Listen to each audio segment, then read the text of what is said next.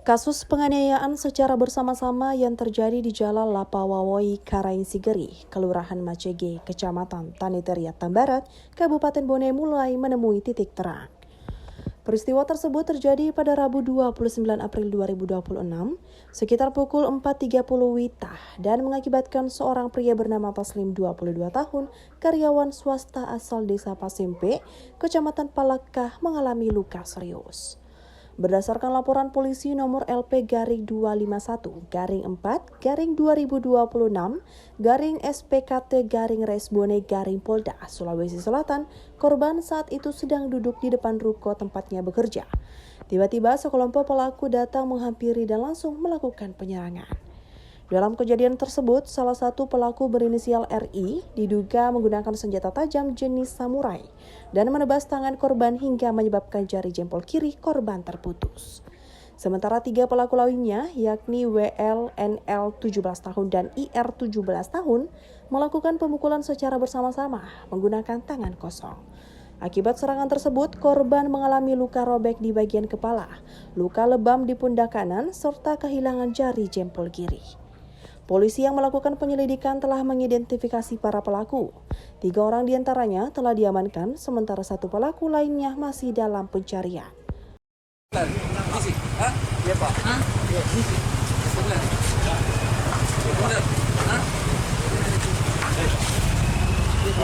Ya Pak. Ya Pak. Barang apa?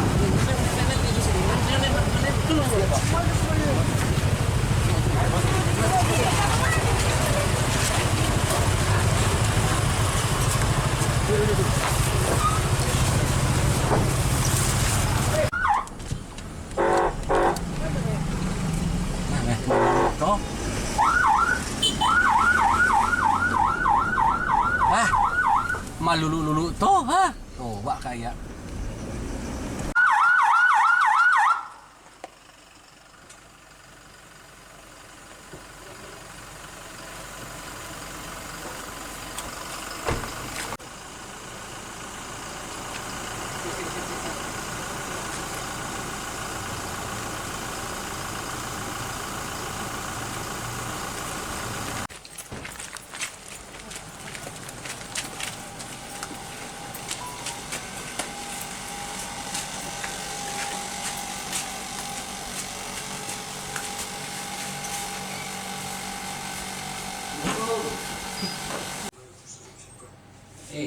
Sapi so ini samurai.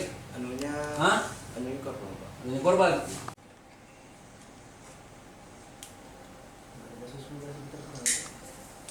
Dapat kami jelaskan, Satreskrim Polres Bone berhasil mengamankan terduga pelaku penganiayaan secara bersama-sama yang sempat viral di media sosial dan terekam oleh CCTV. Kami berhasil amankan sementara 3 orang pelaku, inisial W, kemudian R dan N. Dari ketiga terduga pelaku ini, inisial W dewasa dan 2 orang lainnya itu masih anak di bawah umur. Kemudian dapat kami sampaikan bahwa dari penangkapan ini kami peroleh barang bukti berupa senjata tajam samurai yang digunakan oleh terduga W dalam menganiaya korban. Sementara peran dari R dan N itu memukul korban. Kemudian kami sampaikan juga bahwa hasil pendalaman kami terhadap terduga pelaku bahwa motif penyerangan tersebut yaitu ingin membalas dendam karena kaitannya sebelumnya ada perselisihan dengan korban.